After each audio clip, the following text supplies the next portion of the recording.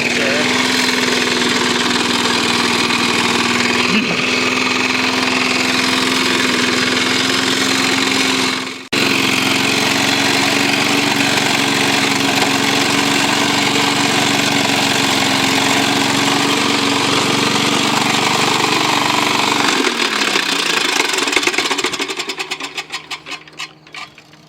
So here's the remains of the JB Weld piston here on the right.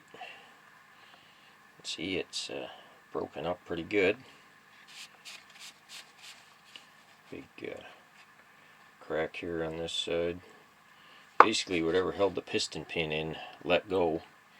Chunks of it around it here.